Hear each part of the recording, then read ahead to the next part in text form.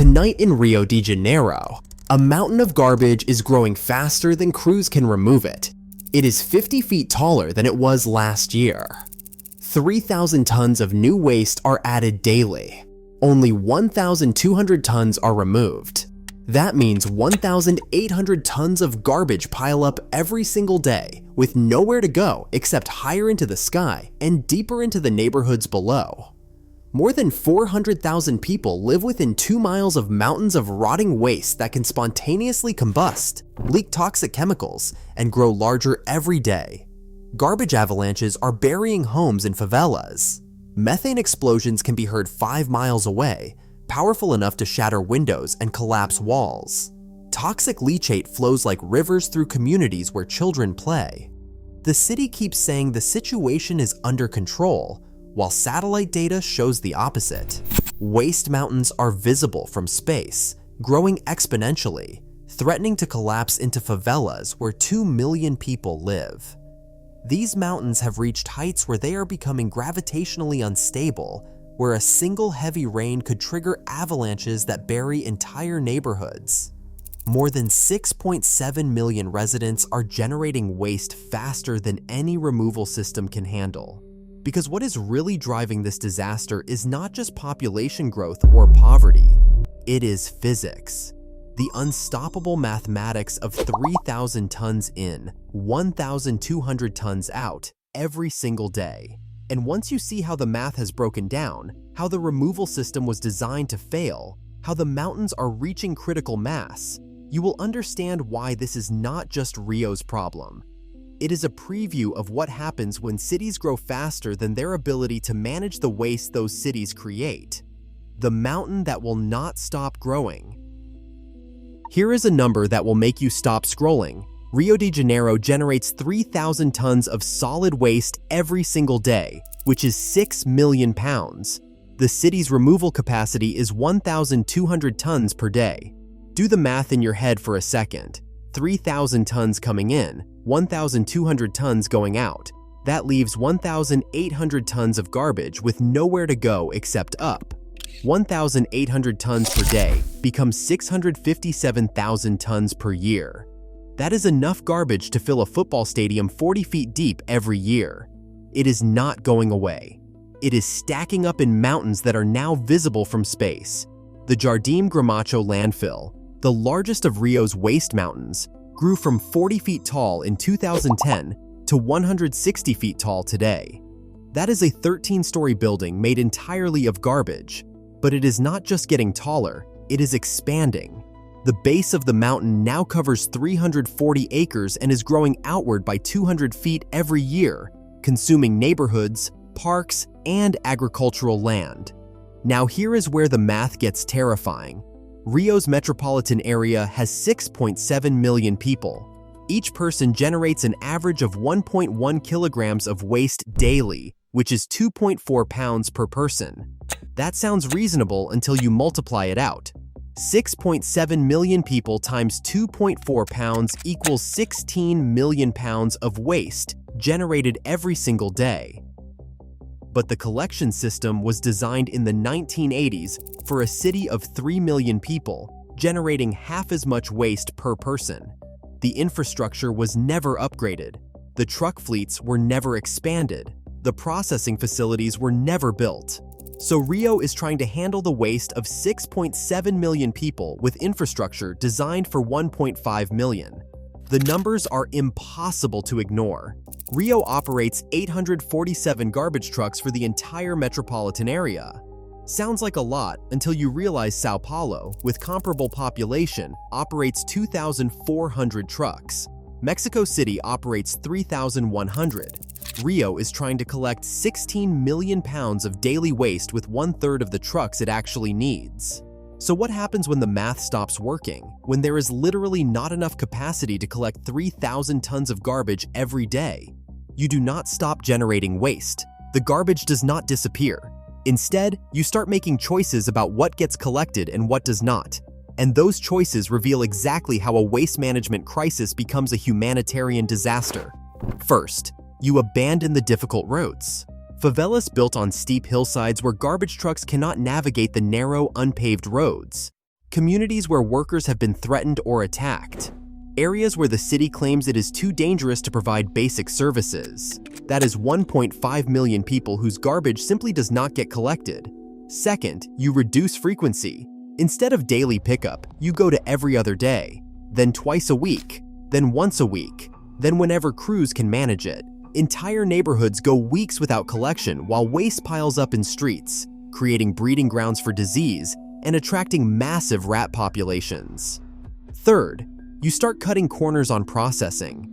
Instead of sorting waste at processing facilities, everything goes straight to the mountains. Organic waste that could be composted gets buried with electronics, medical waste, and industrial chemicals, creating toxic combinations that accelerate decomposition and methane production. But Rio's tropical climate makes everything worse, faster. The average temperature is 77 degrees Fahrenheit year-round with 80% humidity. That is perfect conditions for accelerated decomposition. Organic waste that might take 6 months to break down in temperate climates decomposes in 6 weeks in Rio. That means more methane gas production, happening faster, building up underground pressure that has to go somewhere. The heat also speeds up chemical reactions. Batteries corrode in months instead of years, leaking heavy metals directly into soil. Plastics break down rapidly, releasing microplastics and toxic additives. Medical waste becomes more dangerous as heat activates pharmaceutical residues and breaks down containment systems. And then there is the rain. Rio receives 45 inches of rainfall annually, most of it during intense tropical storms that dump months of water in hours. When that water hits the waste mountains, it does not just create flooding, it creates toxic flooding. The water picks up chemicals, heavy metals, and organic pollutants as it flows through the garbage, becoming leachate that carries contamination directly into neighborhoods, rivers, and eventually the ocean. Meanwhile, the waste keeps coming. Every day, 3,000 tons. Rio's population is still growing by 50,000 people annually. That is 120 additional tons of waste per day from population growth alone. But waste generation per person is also increasing. Online shopping means more packaging. Increased prosperity means more disposable goods. Food delivery services mean more single-use containers. The projection is stark. By 2030, Rio will be generating 4,200 tons of waste daily, while collection capacity remains at 1,200 tons. That means 3,000 tons per day accumulating. More than 1 million tons per year adding to mountains that are already beyond critical mass. And here is what should terrify anyone living in a rapidly growing city anywhere in the world. Rio isn't unique. Lagos, Nigeria, is experiencing similar mathematics. So is Jakarta, Mumbai, Mexico City, and Manila. These are cities growing faster than their ability to process the waste they generate. The physics is universal. When input consistently exceeds output, the excess accumulates. And when that excess is organic waste in tropical heat with limited processing capacity, it does not just pile up. It ferments, it explodes, it catches fire, and it collapses. So what happens when 3,000 tons of waste arrive every day and you can only remove 1,200 tons? You get what is happening right now in Rio, a crisis that has been building for decades, accelerating due to population growth and climate change, and about to reach a breaking point that will affect millions of people in ways most of them cannot imagine. When the waste collection system breaks down, here is how it takes working communities and turns them into environmental disaster zones, then takes those disaster zones and turns them into uninhabitable toxic wastelands. It happens in 5 movements, 5 cascading failures that follow each other with mathematical precision. And once the first one hits, the rest follow like clockwork. Let us slow down and walk through the actual mechanics that make environmental catastrophe inevitable for millions of Rio residents. Your neighborhood has scheduled garbage pickup 3 times per week. Sounds manageable until you realize the trucks cannot reach your street. The favelas, where 1.5 million people live, were built on hillsides too steep for standard garbage trucks. Roads are too narrow. Infrastructure is too fragile to support 15-ton vehicles loaded with waste. So collection crews mark entire neighborhoods inaccessible and move on to easier routes. But the waste does not stop coming. residents have no choice but to dump garbage in ravines, empty lots, and storm drains. What starts as temporary dumping becomes permanent waste accumulation. The illegal dump sites attract more dumping from neighboring areas. Within months, small piles become mountains. The Department of Urban Cleaning reports 847 irregular disposal sites across Rio. That is just the ones they have documented. Community estimates put the number above 2,000. Each site receives 10 to 50 tons of waste weekly, with zero processing, zero containment, and zero oversight. Meanwhile, collection crews face escalating danger. Workers have been robbed, threatened, and attacked while trying to service certain routes. Trucks have been hijacked for their fuel. Equipment gets vandalized or stolen overnight, so routes get canceled. Entire districts get marked too dangerous for service. The result is predictable. Collection collapses, first in the areas that need it most. Poor neighborhoods with limited political power. Communities where residents cannot afford private waste services. Areas where the city claims providing basic sanitation is impossible due to geography or security concerns. By 2023, 34% of Rio's metropolitan area receives irregular or no garbage collection. That is 2.3 million people whose waste gets dumped wherever space can be found. And all of that uncollected waste feeds the growing mountains, accelerating the second failure. Organic waste decomposes anaerobically in large piles, producing methane gas. In Rio's tropical heat and humidity, this process happens 400% faster than temperate climates. When methane concentrations reach 5% to 15% in enclosed spaces, any spark can cause an explosion. But even before an explosion, the gas can cause spontaneous combustion. The Jardim Gramacho mountain has been burning continuously for 14 months. The fires started deep underground when methane pockets reached ignition temperature. Nobody lit a match, nobody dropped a cigarette. The waste simply got so hot and gas saturated that it started burning on its own. Firefighters cannot extinguish the fires because they are buried under 50 to 100 feet of unstable garbage. Water cannot penetrate that deep. Foam gets absorbed by the waste before reaching the flames. Sand and dirt just add fuel to the fire by providing oxygen pathways, so the fires burn indefinitely, creating toxic smoke plumes that drift across residential neighborhoods. The smoke contains burning plastic, electronics, medical waste, and industrial chemicals. Air quality monitoring in Duke de Caxias, 3 miles downwind, shows particulate matter levels 800% above World Health Organization safety standards. Children in surrounding schools report chronic respiratory problems. Emergency room visits for asthma and lung infections have increased 340% since the fires began. But the smoke is just the visible part of the problem. Underground fires create unstable voids in the waste mountains, making them more likely to collapse without warning.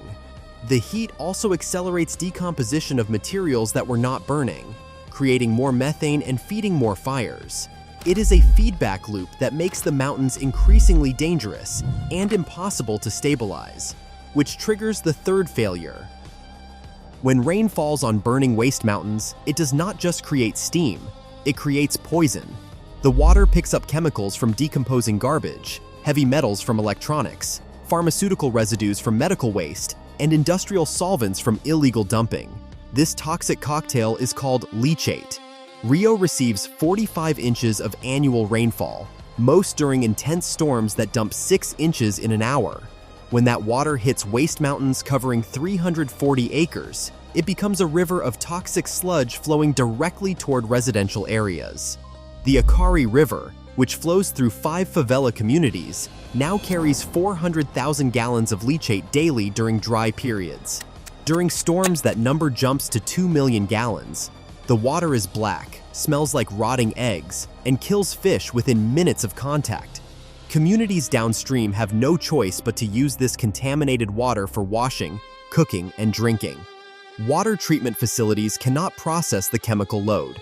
Personal water filters get clogged within days. Families spend up to 40% of their income buying bottled water for basic needs. The health impacts are immediate. Skin lesions appear within weeks of contact. Gastrointestinal illness affects 70% of residents in downstream communities. Children develop respiratory problems from bathing in contaminated water that releases toxic vapors. But leachate does not just flow horizontally, it seeps vertically, contaminating groundwater aquifers that supply wells for 500,000 people. Once groundwater gets contaminated, it stays contaminated for decades, even if the source is removed. Testing by the Federal University of Rio found benzene levels 600 times higher than safe drinking water standards in wells within 2 miles of waste mountains. Benzene causes leukemia. The contamination plume extends 8 miles underground and is moving toward Guanabara Bay, which supplies water to 3 million people. And the contamination is accelerating because the waste mountains are becoming gravitationally unstable, triggering the fourth failure. Waste mountains in Rio have reached heights where physics takes over. At 160 feet tall, with steep sides, they are approaching the angle of repose for mixed materials. That is the maximum slope angle where loose material remains stable. Beyond that angle, gravity wins. The Jardim Gramacho mountain experiences small avalanches weekly. 20 to 50 tons of waste slide down the slopes, usually triggered by heavy rain, underground fires, or vehicle movement. Engineers warn that the entire structure is approaching critical instability. A major avalanche would release 500,000 to 1 million tons of waste, moving at speeds up to 60 miles per hour. The slide zone could extend up to 2 miles from the base of the mountain, potentially burying 40,000 residents in surrounding favelas. The informal settlements built directly adjacent to the waste mountains have no early warning system, no evacuation plan, and no safe zones. Residents often build homes using materials scavenged from the mountains, creating structures that cannot withstand even minor slides. In 2022, a 400-ton slide in Vigario Garal buried 12 homes and killed 3 people. Rescue efforts were hampered because searching through tons of toxic waste requires hazardous materials equipment the city did not have. Bodies were not recovered for 8 days because the debris was too dangerous to excavate. But even if avalanches do not happen, the mountains pose another lethal threat that is building underground every day. Methane gas from decomposing organic waste does not just cause fires. In confined spaces, it causes explosions. Rio's waste mountains are full of confined spaces, buried shipping containers, compacted debris piles, and underground voids created by settlement and by burning. Gas monitoring around Jardim Gramacho detects methane concentrations between 15% and 45% in multiple locations. Anything above 5% is explosive.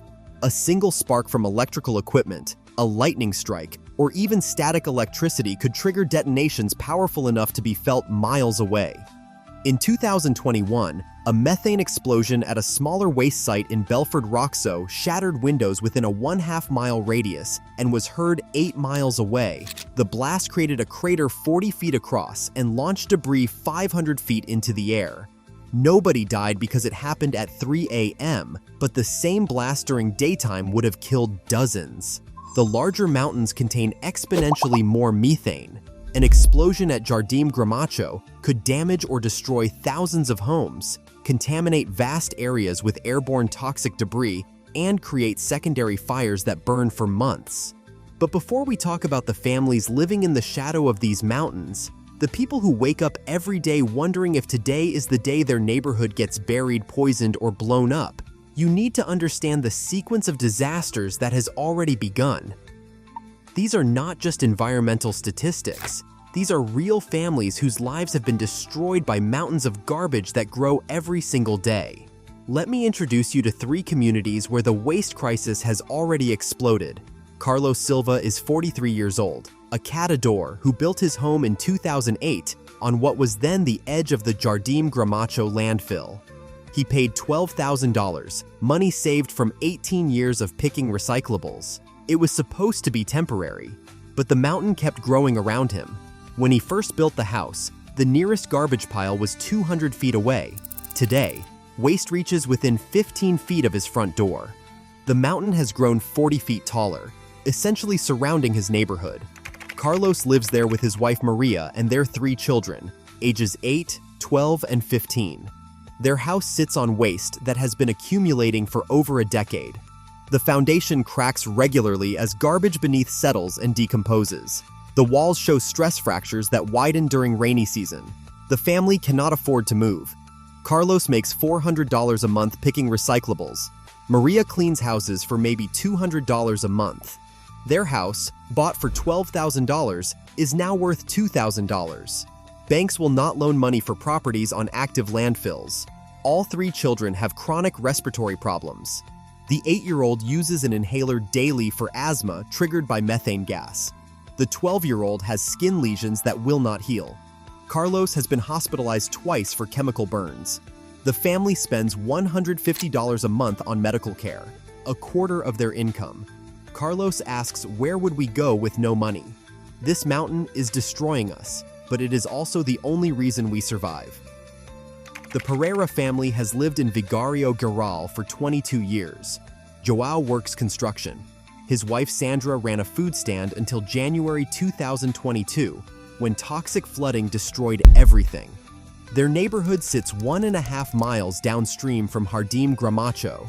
When heavy rains hit the mountain, toxic leachate flows directly through their community. The first major contamination event happened during a tropical storm that dumped 8 inches of rain in 6 hours. Instead of normal flooding, their community flooded with black, chemical-smelling liquid that killed neighbors' chickens within hours. Sandra's food stand was destroyed. Contaminated water ruined equipment and left toxic residue, eliminating 60% of the family's income overnight. The family's well tested positive for heavy metals and industrial chemicals. They now spend $80 a month on bottled water for drinking and cooking, 20% of Joao's irregular income. But they still use contaminated well water for bathing because they cannot afford to buy water for everything. Their 6-year-old daughter developed severe skin rashes from bathing in contaminated water. Their 14-year-old son started having nosebleeds and respiratory problems. Sandra developed gastrointestinal problems that doctors suspect are from chemical poisoning. Sandra says, "We are trapped, we cannot sell this house, but staying here is slowly poisoning our children." Marco Oliveira owns an auto repair shop. His wife Patricia works as a nurse. They bought their house in 2018 for $85,000, taking a 20-year mortgage. The neighborhood seemed perfect, 2 miles from the nearest waste site. Then methane explosions started. The first explosion in March 2023 shattered Marco's kitchen windows and cracked his foundation. Damage was $15,000. Insurance denied the claim, calling methane explosions acts of God. 3 months later, another explosion damaged the roof and garage. Another $12,000 in damage. Insurance denied again. Marco borrowed against his shop and used credit cards to pay for repairs. Property values dropped 60%. Marco's house, worth $85,000 when purchased, is now valued at $30,000. He still owes $72,000 on the mortgage. He is trapped, underwater by $42,000. The auto shop lost 40% of customers afraid to visit an explosion zone. Income dropped from $2,000 to $1,200 a month. Patricia developed anxiety and insomnia. Their children have panic attacks triggered by loud noises. Marco says, "We are prisoners in our own home. We cannot leave because we cannot afford to leave, so we just wait and hope the next explosion does not happen while we are sleeping." These stories are not hopeless. They are proof that ignoring environmental crises makes them exponentially worse. But other cities have faced similar challenges and found solutions. The technology exists. So why isn't Rio acting? The technology to solve this exists. Other cities have managed waste crises successfully. Some have completely eliminated landfills while generating clean energy from waste. Others have transformed garbage mountains into parks and residential areas. The solutions are proven, scalable, and financially viable. So why is Rio's mountain still growing? Stockholm operates 4 waste-to-energy plants that process 2 million tons of garbage annually, while generating electricity for 250,000 homes. The facilities burn waste at temperatures high enough to eliminate toxic compounds, capture emissions through advanced filtration, and produce clean electricity that powers the city's public transportation system. Sweden burns so much waste efficiently that it imports garbage from other countries to keep the plants running at capacity. The process is simple. Waste is sorted to remove recyclables, then burned in specialized furnaces that reach 1,800 degrees Fahrenheit. The heat generates steam that drives turbines producing electricity. Toxic gases are neutralized through chemical scrubbing. The remaining ash, about 3% of the original waste volume, is recycled into construction materials. Zero waste goes to landfills. São Paulo implemented a different approach with similar results. The city built 12 waste sorting facilities that employ 4,000 people to separate recyclables from garbage. The program reduced landfill volume by 70% in 10 years, while creating jobs in poor communities. Workers earn $800 monthly with benefits, compared to $200 earned by informal waste pickers. The facilities pay for themselves through sale of recovered materials. Medellin, Colombia, solved a crisis remarkably similar to Rio's by integrating informal waste pickers into the formal economy. The city provided equipment, training, and guaranteed purchase agreements for recyclables collected by organized waste picker cooperatives. Collection efficiency improved 400%. Mountains of garbage disappeared. Former waste pickers became business owners earning middle-class incomes. Singapore built underground pneumatic waste collection systems that eliminate garbage trucks entirely. Residents deposit waste into building chutes that connect to underground tubes. Pneumatic suction transports waste to central processing facilities at 60 miles per hour. The system handles 80% of the city's waste with zero trucks, zero noise, and zero street-level collection infrastructure. These technologies could be implemented in Rio within months. The emergency response alone could stabilize the crisis while longer-term solutions get built. Within 12 months, immediate emergency measures would cost $50 million. Recommended measures include: install methane venting systems to prevent explosions, deploy fire suppression equipment designed for landfill fires, construct emergency barriers to prevent avalanches, relocate 500 families from highest risk zones. The city spends $73 million annually on ineffective waste management. Reallocating that budget could fund immediate crisis response. An 18-month stabilization phase would cost $300 million. That plan would double the truck fleet from 847 to 1,700 vehicles, repair road access to enable collection in favelas, build transfer stations to reduce transportation distances, establish emergency housing for families displaced from danger zones. Brazil's federal government allocated $800 million for Rio's Olympic infrastructure improvements. This would cost 40% of that amount. A 5-year transformation requiring $2 billion would eliminate the crisis permanently. The program would build 2 waste-to-energy plants processing 4,000 tons daily, matching current waste generation. It would construct materials recovery facilities employing 8,000 formal waste pickers. It would begin methodical excavation and processing of existing waste mountains. The total cost equals 18 months of Rio's tourism revenue. This transformation would stabilize the city for generations. The return on investment is enormous. Waste-to-energy plants would generate $180 million annually in electricity sales. Materials recovery would produce $90 million per year in recyclable sales. Healthcare savings from eliminating toxic exposure would exceed $400 million per year. Property value recovery in affected areas would add $2.3 billion to the city's tax base. The political corruption system. So why hasn't this happened? Because waste mismanagement is profitable for connected interests. 3 waste management companies control 89% of Rio's collection and disposal contracts through political relationships spanning decades. They profit from artificial scarcity. Limited truck fleets and restricted collection routes maintain high prices while minimizing service costs. Processing waste into energy and recyclables would eliminate their disposal revenue. These companies spent $12.7 million on political campaigns in 2022. They employed 23 registered lobbyists who wrote significant portions of Rio's waste management regulations. Current contracts guarantee payment based on waste volume collected, not waste volume eliminated. The system rewards inefficiency. Real estate developers profit from the crisis by buying contaminated land at 70% below market rates, then building low-income housing with minimal environmental disclosure. Residents discover toxicity only after purchase, when it is too late to recover investments. Regulatory capture ensures nothing changes. Rio's Environmental Protection Agency is staffed by former executives from the same companies it is supposed to regulate. Environmental impact assessments consistently approve expansion of failing systems while rejecting waste-to-energy proposals that would eliminate industry profits. The information blackout keeps voters ignorant. Monitoring data showing explosion risks, contamination levels, and health impacts is classified as commercially sensitive. Independent environmental studies get buried in bureaucratic procedures. Journalists investigating waste management face legal harassment and advertising boycotts. But physics does not care about politics.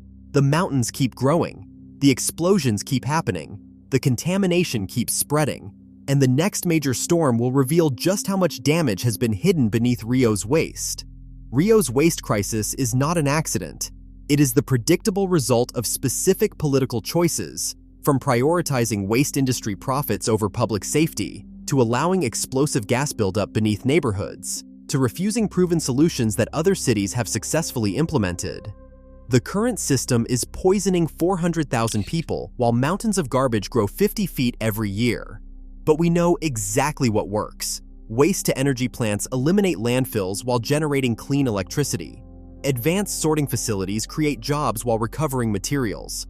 Underground collection systems eliminate trucks and toxic exposure. These are not experimental technologies. They are proven solutions operating successfully worldwide.